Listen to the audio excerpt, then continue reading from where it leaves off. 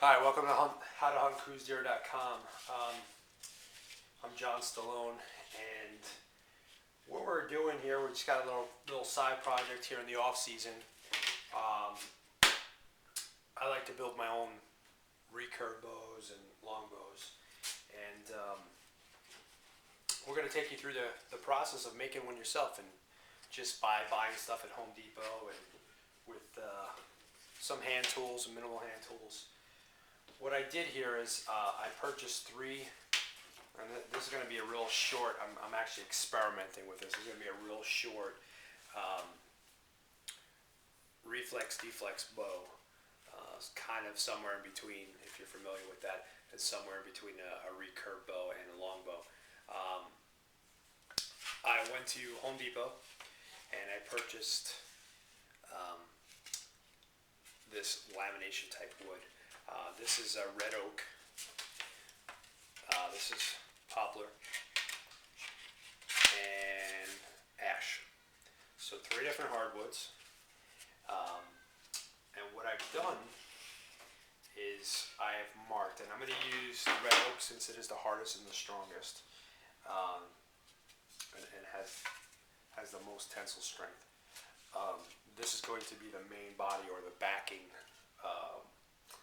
Well, actually, I don't want to use the word backing because I'm actually going to back it with probably linen or some type of fabric. But this is going to be the main core of the bow. And I don't know if you could see it because I did it in pen. I usually do it in marker, but I have basically marked out on this slat how I want to cut these pieces. The riser is only 10 inches. So I marked it out 10 inches, and I don't know if you can see that or not, but I have my shelf marked out here, the basic shape of my handle here. And what I did was I went from the very outer edge and I tapered it down to 3/4 of an inch. So that's, on this bow, that's quite a bit of a slope. I'll show you another bow that I'm working on real quick here. This is more of a traditional longbow. This is a 70-inch longbow, and you can see that taper is not nearly as drastic. It actually starts more narrow, and this is just a bit over 3/8. Well, I want to say it might be even 5/8. So that's more of a traditional longbow. What I'm going to do is I'm going to cut out this, this shape, and then I'm going to cut out the same shape but shorter and a little bit more narrow, so that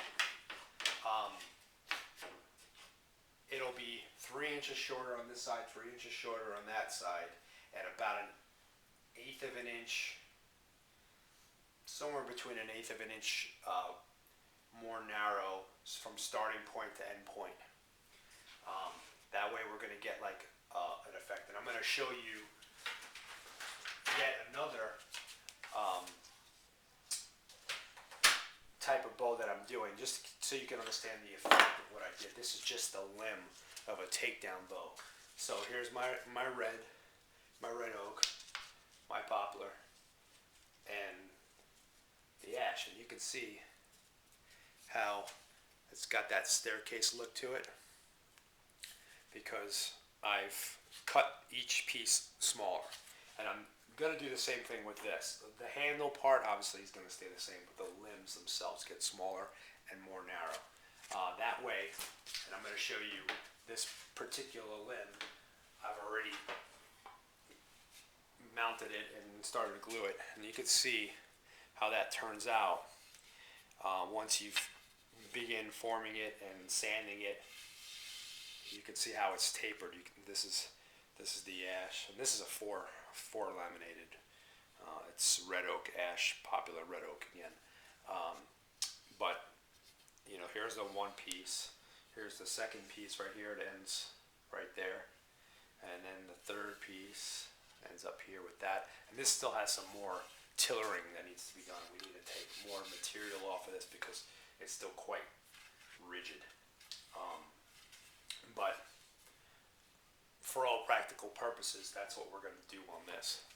So what we'll do is I'm gonna lay this out, and then we'll cut this, and we'll start next week once I've had these cut out. And I'm sure you don't. If you're taking on a project like this, you don't need to watch me cut.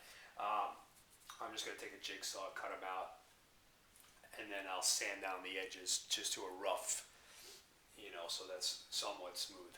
Because obviously you can see how much sanding we're going to be doing later. That it's not that important to make them that smooth from the get-go. But I'll cut them out, and on next week's post, we're going to show you how to laminate them, how to put them together, and we're going to take you through the phases. So each week we're going to take you to the phases of me building this bow. Well, thanks for joining us, and stay tuned to our website. We appreciate you.